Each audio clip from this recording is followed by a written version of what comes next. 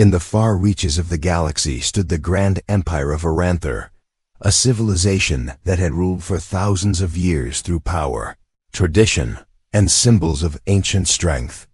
At the very heart of this empire, inside a colossal marble hall, built with pillars of black stone and glowing crystal, rested a sword that had been the center of myths for generations. This sword was no ordinary weapon. It was a blade forged before the rise of the empire, a relic said to be alive with the spirit of warriors long gone. Legends whispered that only one chosen by destiny could draw it from the stone pedestal where it had rested for centuries. It was more than just a weapon. It was the soul of Aranther itself. The inscription carved into the pedestal declared the Code declared, prophecy in golden letters that glowed faintly even in the dark. None of human blood shall ever touch and wield the blade of eternity. For ages, alien races from across the stars had gathered to look upon the sword, to try their strength against the unyielding stone, to prove themselves as the chosen. The Empire's proudest warriors, bred in power and raised in traditions of strength, had all tried and failed, yet the sword never moved. To the Empire, this was proof that only those of true noble blood could ever be chosen. And to them, humans were nothing but fragile creatures from a small blue planet that had long been ignored. Humans were useful as traders, as workers, sometimes even as soldiers in lower ranks, but they were never seen as equals. To suggest that a human could ever stand before the sacred blade was seen as an insult to everything the Empire believed. It was on the day of the grand ceremony, when countless alien leaders gathered in the Empire's throne hall, that a single human was brought forward. His name was Daniel, a soldier from Earth who had served in campaigns across the outer colonies. His body bore the scars of survival and hardship, though his eyes carried a quiet strength that most overlooked. He had been sent as part of a diplomatic exchange, nothing more than a symbol of goodwill between Earth and the Empire. He had no desire to take part in the ceremony of the sword, for to him, this was nothing but an ancient spectacle of pride. Yet fate had other plans. The throne hall was filled with banners of crimson and gold, music from crystal harps echoing against the high ceilings, and crowds of alien nobles in long robes and shining armor. At the center stood the sword, glowing faintly as if it could sense the eyes upon it. Beside it stood Mira, a noble woman of high birth whose task was to guide the ceremony. Her face carried the cold beauty of someone raised in luxury and power, her every word filled with authority. She explained to the assembly the meaning of the ritual, her voice sharp as a blade, reminding all present that the sword could never be touched by human hands. She laughed as her gaze fell upon Daniel, a small laugh meant to amuse the crowd. To her and to everyone in that hall, the idea of a human touching the sacred relic was not just foolish, but offensive. One by one, the warriors of the Empire came forward. Each placed their hands upon the hilt of the sword. They pulled with muscles hardened by years of combat and training.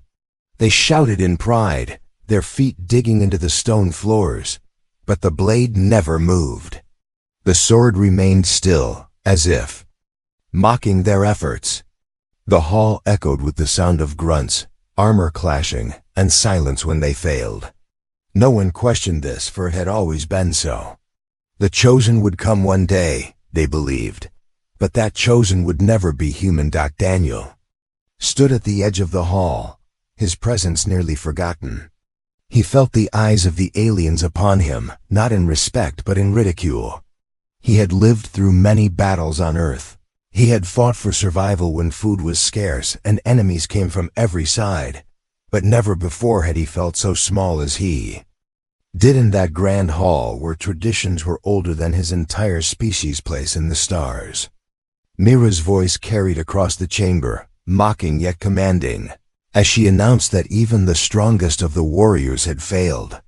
Then, with a sharp smirk, she called Daniel forward, not in seriousness but in cruel amusement.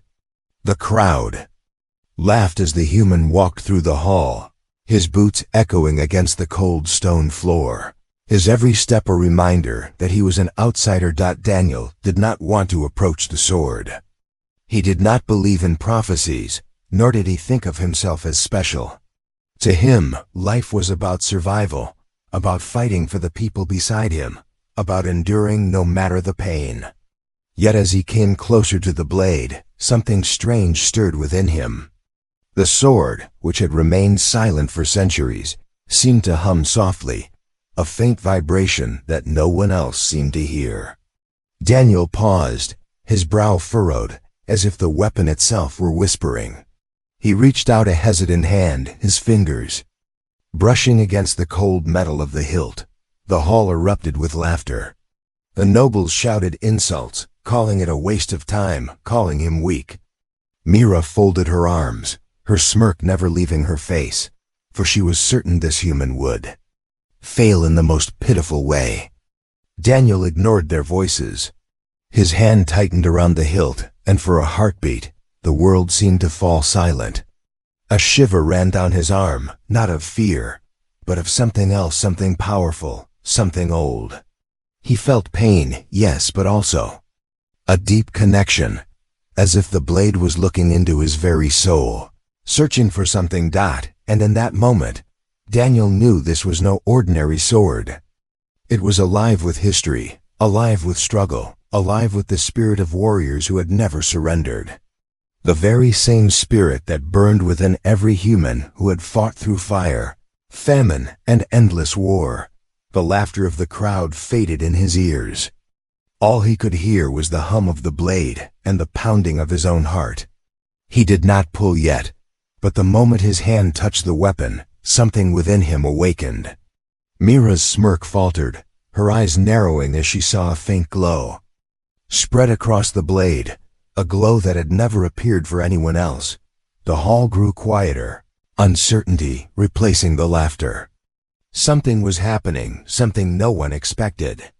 And Daniel, the human they had all mocked, stood before the sword with his hand upon the hilt, his eyes locked not on the crowd, but on the weapon that seemed to whisper only to him, for the first time in centuries. The prophecy trembled. The hall was heavy with silence. Every eye in the chamber was fixed on Daniel, the human who should have been nothing more than an afterthought in the ceremony. Yet now he stood with his hand wrapped around the sacred sword. The crowd of alien nobles and soldiers shifted uneasily. They had all watched countless warriors try and fail to move the weapon. The sword had never even responded to them. But this time, the blade glowed faintly, as if some hidden fire had been woken from its long sleep. Mira stood closest to him, her arms still folded, though her confident smirk had vanished. She felt something in the air that unsettled her.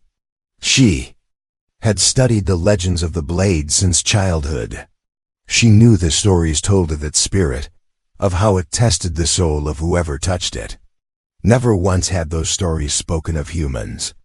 To her people, humans were barely stronger than children, creatures of flesh and weakness who survived more through luck than ability. And yet the faint glow of the sword could not be denied. She leaned closer, her sharp voice breaking the silence. "Step away, human.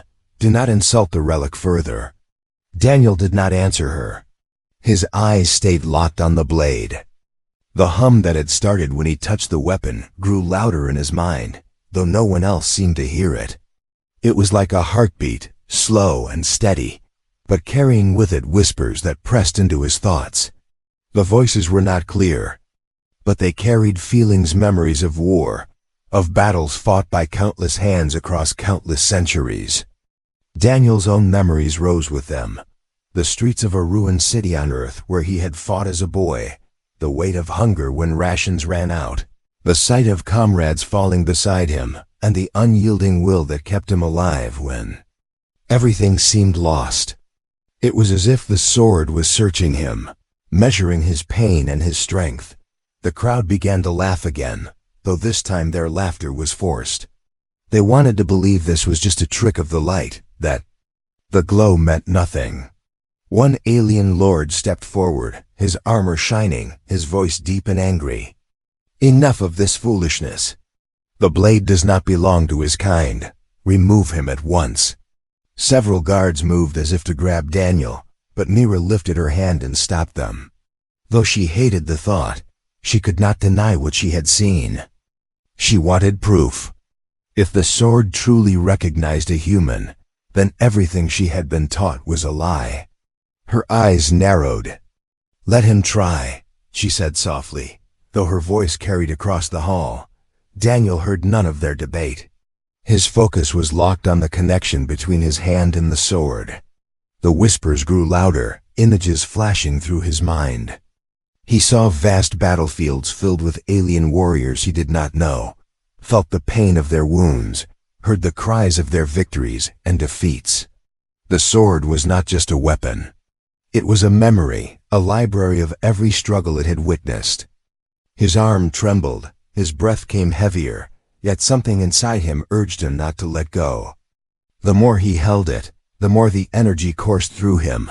Burning but also strengthening. The nobles leaned closer, curiosity breaking through their mockery. None had ever seen the blade react this way. The faint glow spread further, running along the hilt and into the stone pedestal, making the carvings of the prophecy shine brighter. Some whispered in fear that this was a bad omen. Others muttered that perhaps the chosen one had finally arrived. Yet nearly all of them agreed on one thing: the chosen could never be human. To accept such an idea would shatter centuries of belief and pride. Mira studied Daniel's face. She expected him to show fear, to collapse under the weight of the sword spirit. Instead, she saw a quiet determination in his eyes, the kind of determination she had rarely seen even in the greatest warriors of her people. He was not proud, not boastful, not desperate for glory. He was simply standing there, enduring the weight of the weapon as if he had endured such things all his life. This disturbed her more than she cared to admit.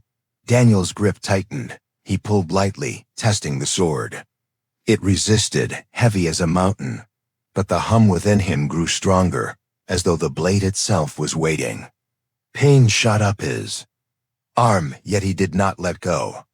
His mind filled with the faces of those he had fought beside, of the lives he had sworn to protect. He thought of Earth, a world scarred but unbroken, a people who never gave up no matter how many times they were crushed. The whispers inside the sword grew clearer, almost words now, as if acknowledging him. The laughter of the crowd died completely. The hall was filled with tension so thick it was hard to breathe. Guards looked at one another, unsure if they should stop him. The alien lord who had shouted earlier clenched his fists in anger, his voice trembling with disbelief. This cannot be. No human can be chosen. Yet his words held no confidence. Mira stepped closer, her eyes fixed on the glowing weapon. Her voice shook slightly, though she tried to keep it steady. "What are you hearing, human? What do you feel?" Daniel finally spoke, his voice low but strong. "It's like it knows me. Like it knows what my people have suffered. It's testing me, but it doesn't hate me." His words echoed across the chamber, strange and unsettling. To all who heard them, the idea that the sword, the most sacred relic of the Empire, could accept a human's suffering as worthy was unthinkable. Yet no one could deny the light that spread from the blade, brighter with each passing moment. The whispers in Daniel's mind became almost deafening. He saw flashes of battles he had never fought, worlds he had never visited, warriors who had long since turned to dust. But through it all, he felt one message repeating again and again: endure. His body trembled, sweat beading on his forehead, yet he did not release the hilt. The blade pulsed with energy, and for the first time in living memory, the stone pedestal cracked faintly beneath it. Gasps filled the hall. Mira's breath caught in her throat. She had mocked him only moments ago, certain that he would be humiliated. Yet now she stood frozen, her sharp eyes wide with disbelief. For centuries, the Empire had declared that no human could ever touch the sword, But before her stood Daniel, a soldier of Earth, defying everything they believed in. The chamber felt smaller, the air heavier, as if all of destiny had turned its gaze upon that single moment. Daniel's eyes burned with determination. The whispers of the sword grew louder, urging him forward, telling him this was only the beginning. And deep inside, he knew he could not turn back. For the first time in its long, silent history, the blade of eternity had responded. The hall was no longer filled with laughter or mockery. Instead, the air was heavy with fear, disbelief, and the quiet hum of the sword that glowed in Daniel's hand. The once proud voices of the nobles had fallen silent, replaced by whispers that carried like cold wind through the vast throne chamber. The sacred pedestal, which had been whole for centuries, now bore a small crack where the sword connected to the stone. No one had ever seen this happen before. The Empire's greatest champions had pulled with all their might, yet the sword had never yielded. And now, under the touch of a human, it trembled as though awakening from a long sleep. Daniel's breath grew heavier. His muscles shook under the pressure of the unseen force pressing against him. It was not just the weight of the sword that tested him, but the flood of visions that poured into his mind. Each time he gripped the hilt tighter, more images appeared before him. He saw warriors of alien races falling in glorious battles, saw the empires rise through conquest, saw blood and fire and endless struggle. Their strength pressed down on him like a storm, as if the blade carried the memory of every soul that had ever touched it. For a moment, his knees buckled, but he refused to fall. Mira, who stood closest, felt her own chest tighten. She had been raised to believe that humans were fragile, weaker than even the lowest of her people. Yet here stood Daniel, a single soldier from a distant world, facing the storm of the sword spirit and refusing to let go. She tried to tell herself it was a trick, that perhaps the relic was breaking down after so many centuries. But deep in her heart, she knew what she was witnessing was real. Her hands clenched as she whispered under her breath, "Impossible." Around the chamber, alien lords rose from their seats, their faces filled with anger and panic. One bellowed, "Stop this now. Remove him before he curses the relic." Another shouted, "It cannot be allowed. A human cannot be the chosen one."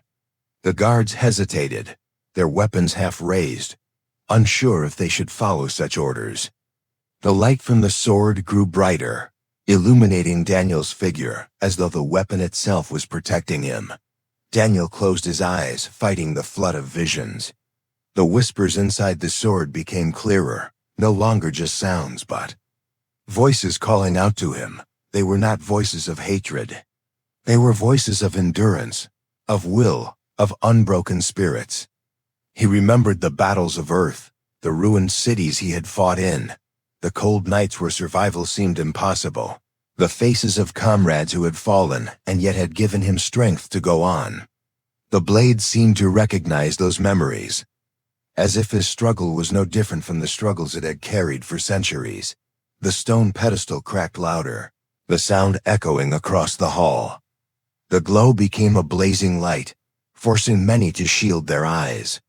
Daniel let out a sharp breath and pulled with everything he had. The weight of the sword was like lifting a mountain, pressing on his arms, his chest, his very soul. Pain shot through his body, his muscles burned, but he did not release his grip. He thought of Earth, of the people who had always been underestimated, mocked, and dismissed as weak. He thought of their spirit, the way they endured every storm, every war, every tragedy, and still rose again. He thought of how humanity had always been told what it could not do, and how time and time again, it proved the universe wrong. With a roar that shook the chamber, Daniel pulled. The sword tore itself free from the stone with a burst of radiant energy. The ground trembled beneath their feet. The air shuddered as though the galaxy itself had drawn in a breath. Blinding light filled the chamber, spreading from the sword's blade into every corner of the hall. For the first time in centuries, The relic of Aranther had been lifted. The crowd gasped as one, their voices rising into shouts of panic and disbelief. Some fell to their knees in fear, others cried out in rage. Mira stumbled back, her eyes wide with shock, her lips parting in silence. She had mocked him, laughed at him, certain he would fail. Now she stood frozen as the impossible unfolded before her eyes. The prophecy carved into the pedestal glowed brighter than ever, the golden letters shining as though alive. None of human blood shall ever wield the blade. And yet there stood Daniel, the human soldier, holding it high. Daniel's chest heaved, his body trembling with exhaustion, but his hand was steady as he raised the sword. The glow wrapped around him like fire, yet he did not burn. Instead, he felt a calm strength, as though the blade had accepted him at last. The voices in his head faded into silence, replaced by a single clear message. You are worthy because you endure. The alien lords shouted in fury, their pride shattered. This is a lie, the blade is corrupted, one roared. Another drew his weapon, pointing it toward Daniel. Kill him before he brings ruin to us all. Guards hesitated, fear in their eyes as they looked between the glowing sword and their master's orders. None had ever faced such a sight. To attack the chosen of the blade felt like blasphemy, yet to allow a human to wield, it was unthinkable. Myra's heart raced. She had never doubted the truth of the prophecy, never questioned the teachings of her people. But as she stared at Daniel standing before the Empire with the sword blazing in his hand, she could not deny what she saw. He had endured what none of her proud warriors could. He had done what all said was impossible, and in that moment, something inside her shifted. The certainty she had lived with all her life cracked, just as the stone pedestal had cracked beneath the sword. Daniel did not speak boastful words. He did not declare himself the chosen or demand respect. He simply stood with the weapon in his hand, his breath ragged, his expression humble but unyielding. He had not sought this power, but it had come to him, and he would carry it with the same determination he had carried every burden before. The hall erupted into chaos. Some shouted for his death. Others cried that he must be honored. The throne itself seemed to tremble as the Empire's ruler rose, his eyes fixed on the human who had defied every law of tradition.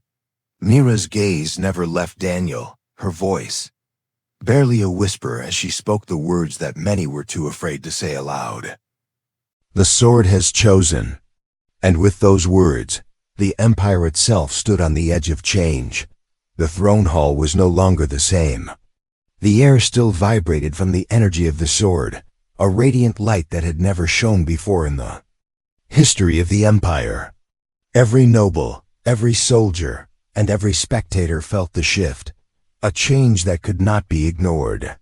The impossible had happened. A human had drawn the legendary blade of eternity. For centuries, it had been the symbol of the Empire's power, a relic that no alien, much less a human, could ever claim.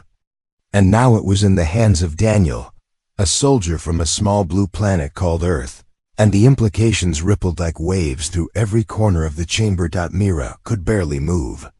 She had spent her life believing in the unbreakable hierarchy of the Empire, in the sacred prophecies that told who could rise and who would always remain beneath. Her heart pounded as she watched Daniel stand there, holding the sword not with arrogance but with humility. He had not sought to defy the Empire. He had simply endured and survived, and the sword had responded to the strength in his spirit. It was a lesson she had never expected to learn, that strength did not come from titles, bloodlines, or prestige, but from the will to persevere against impossible odds. The lords of the Empire shouted at one another. Some demanded Daniel be executed, claiming that the blade could never belong to a human and that to allow it would bring ruin to their traditions. Others hesitated, unsure if challenging the sword was even possible. The energy emanating from it was not threatening, yet it was undeniable. It had chosen Daniel, and any who sought to take it by force would face consequences they could not imagine. The chamber was thick with fear and tension, every movement watched with suspicion, every breath taken cautiously.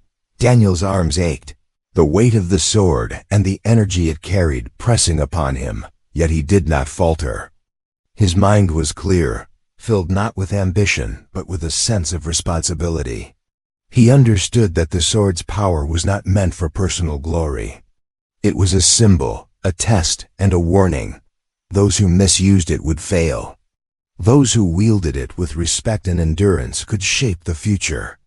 He glanced at Mira, seeing her struggle with disbelief, pride, and awe all at once. He realized she was the first to truly understand what had just happened. Her silence carried as much weight as the shouting of the lords. The energy from the sword began to spread, touching the pillars of the hall and making the golden inscriptions on the walls glow with the same intensity. Images flickered within the light, visions of battlefields, not just from Aranther, but from worlds Daniel had never seen. He felt the pain of every warrior who had fought and fallen in the name of survival, and yet he also felt their strength. The sword had always carried these memories, but it had never chosen one like him to carry them forward. The voices were no longer just whispers. They became a chorus of past and present, urging him to rise, to endure, and to prove that humanity was more than the Empire had ever believed. Mira stepped closer, her eyes narrowing as she watched the reactions of the surrounding nobles. Some cowered, unable to comprehend that centuries of tradition had been broken in an instant.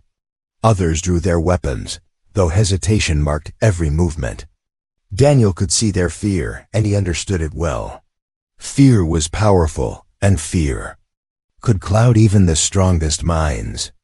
He tightened his grip on the sword, not as a weapon of war, but as a symbol of endurance. The hall fell into near silence again, the only sound the faint hum of the blade vibrating in tune with his heartbeat.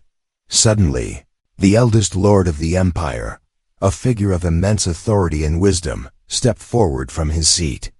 His voice, though shaky, carried across the hall. "This is impossible. The prophecy, the bloodlines.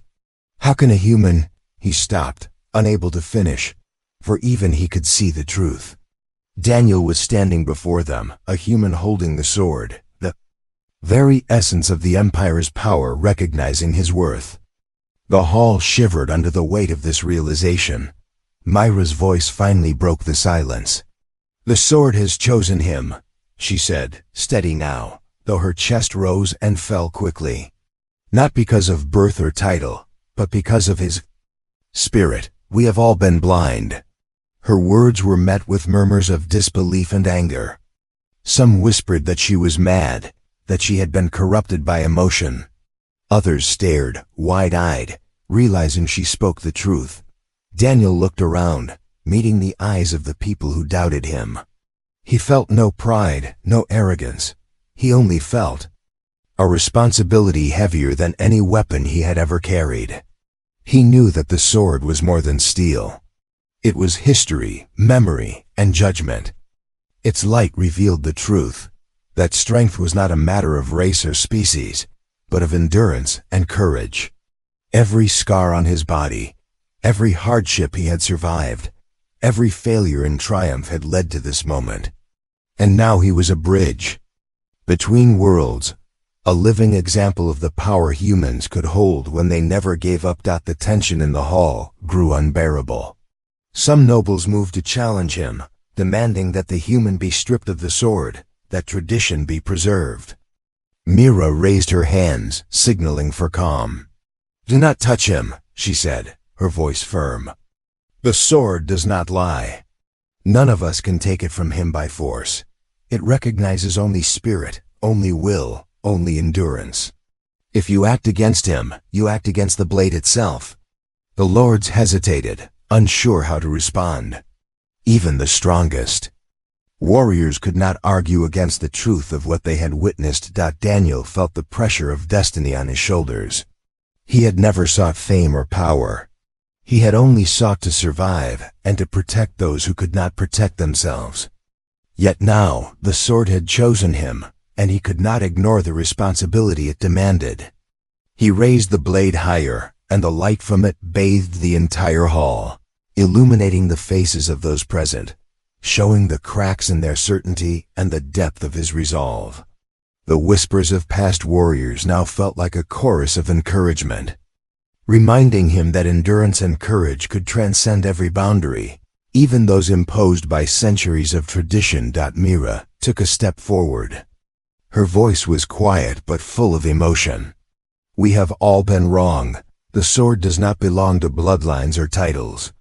It belongs to the spirit that refuses to break, to endure no matter the odds. Today, a human has shown us what that means."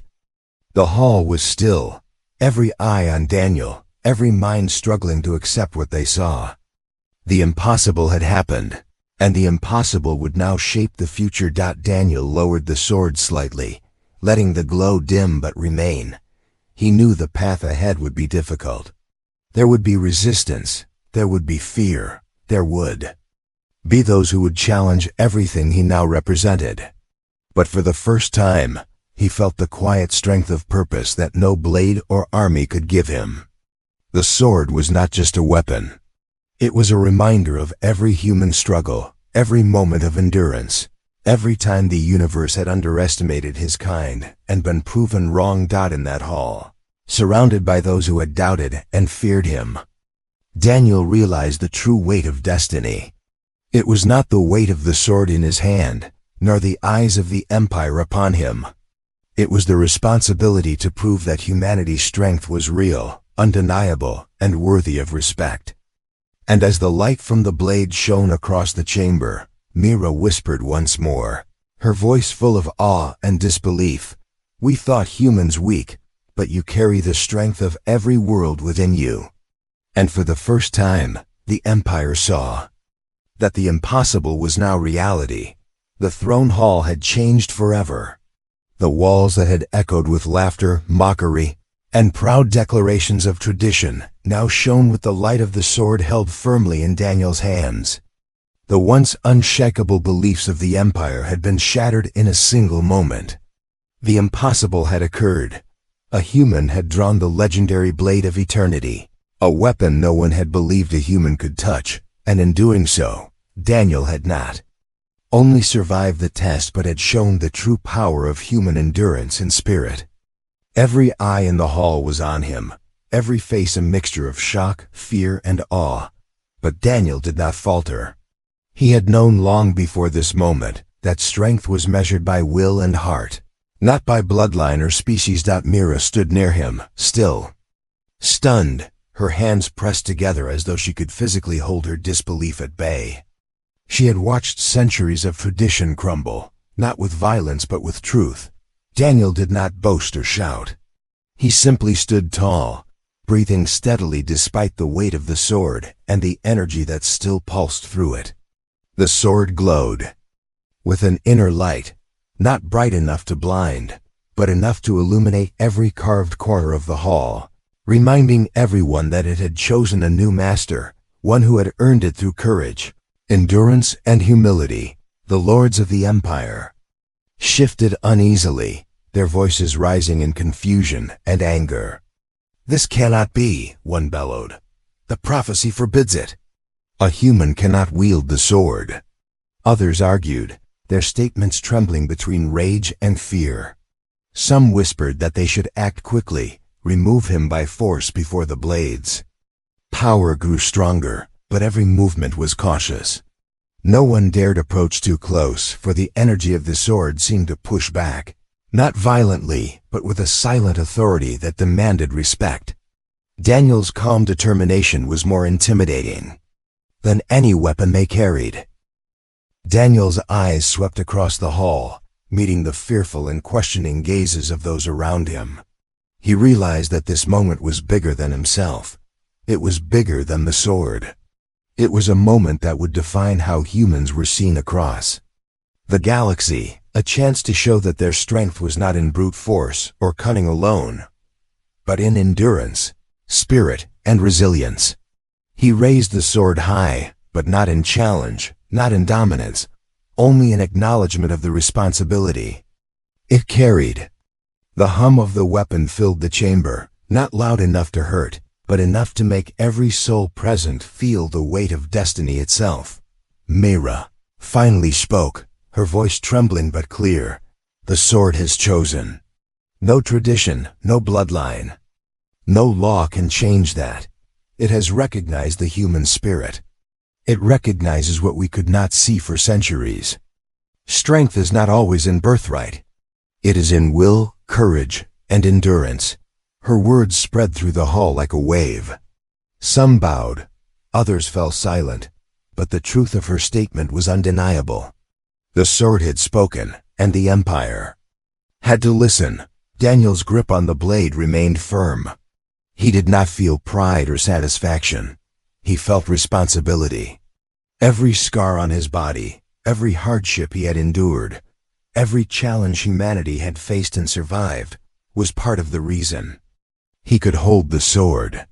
He thought of Earth, of the people who had been underestimated, mocked, and oppressed, yet who had never given up. He thought of every comrade who had fought beside him, every life lost, every struggle that had tested the limits of human endurance. This was their victory too. The eldest lord of the Empire, who had first spoken in disbelief, stepped forward slowly.